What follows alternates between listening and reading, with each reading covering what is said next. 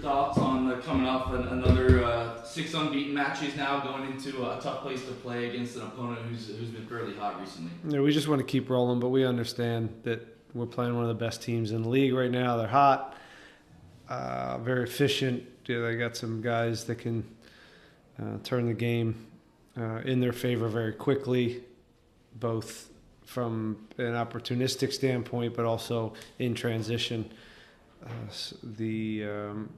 They're good. They're well coached, and we'll have our hands full. They didn't have a game this weekend, so the energy, we expect that to be very high from them as well.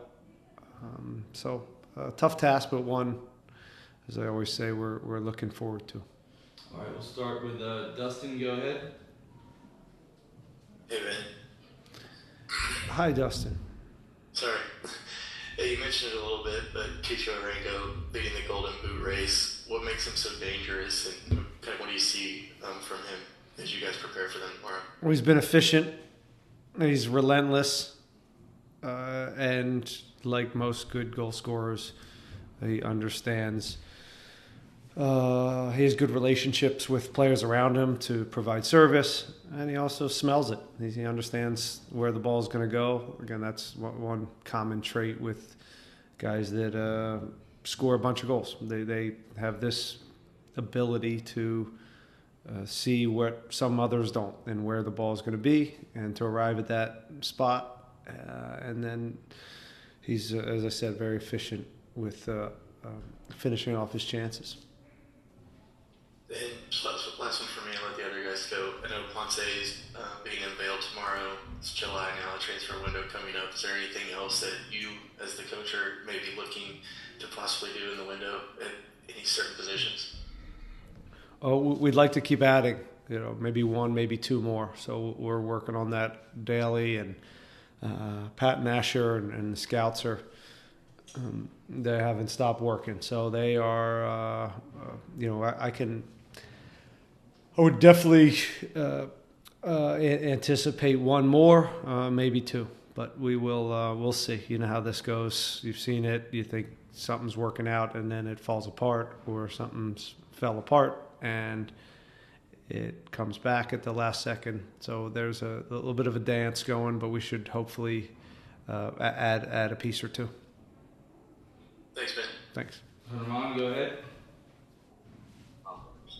Can you hear me? Yep. Okay. I'm on my phone, that's what. But good afternoon, Ben. Just two quick questions for you. One of them, last week, got the clean sheet at home. Gritty performance on the defensive end, and your goalkeeper, Steve Clark, earned a nomination for Team of the Week. Thoughts on Steve and the defense as a whole last game? Great. All around, really good effort. Limited them to, very few chances.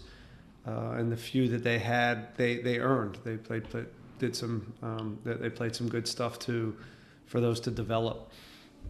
Steve made a big save there in the second half to keep the lead, and that's what you need. That's what you need in this league.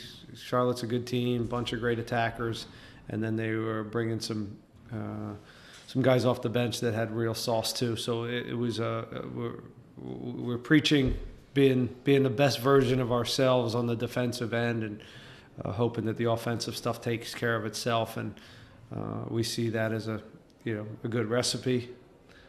Pretty obvious, right? Good defense and good offense is usually a good recipe. So we're shooting for that. Perfect. And the second one is, and this is a reoccurring theme this entire season, midweek matches, weekend trips.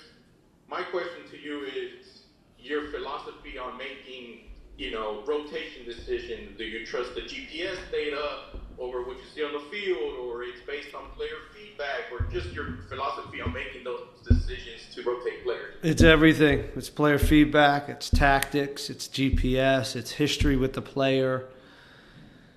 Again, opponents, not only collectively, but, matchups. There's a lot that goes into it. And then I'll still get some wrong. It's not a perfect science, but you do your best to collect all the information and make the decision and roll with it. And sometimes you get it right, sometimes you get it wrong. But overall, we've done okay with it this year. Thank you, sir. Safe travels and best of luck tomorrow. Thanks, Shameen. Jorge, go ahead. Hey, Coach. Hey, White. Hey, you go back to a Western Conference team, one that's been on a hot streak, like the Dynamo as well. How motivated is the team to keep on going with the streak?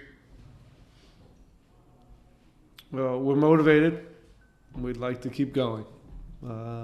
And they're on a good run. We're on a good run. You just want to keep pushing it and making sure, again, the bellies are empty and we understand that it's still, it doesn't matter what your form is. You still have to show up and be the best versions of yourselves. And that's the task for this group right now and for the staff is to keep pushing. And I don't see any reason why there should be a letdown.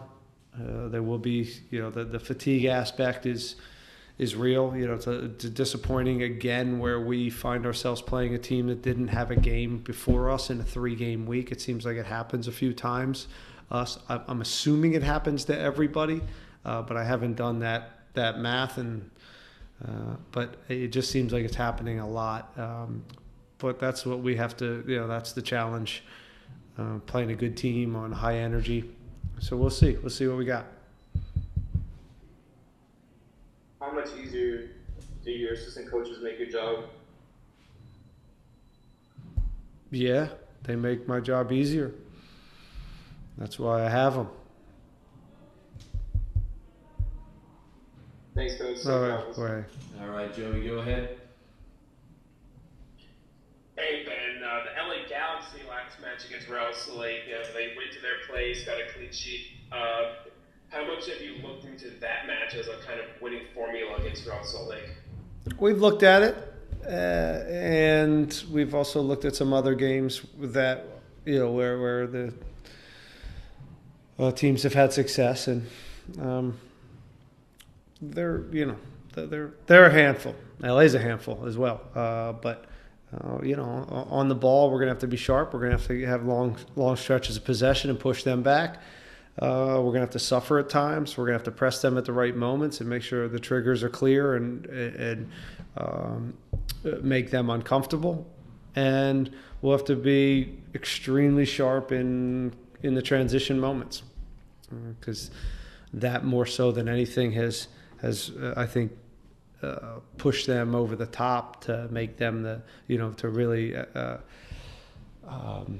make them the team that they are right now. Again, the transition moments are scary. They've got real players, and all of them are hot and, as I said, efficient. They're seeing plays out when they do have the opportunities. They can build on you. Just a nice balance overall. And the +1 with the goalkeeper and the way they build is a little tricky. So there's a lot to them. But again, these are the matches. These are the matches you want to play in and coach in, and I'm looking forward to it. And then we'll see.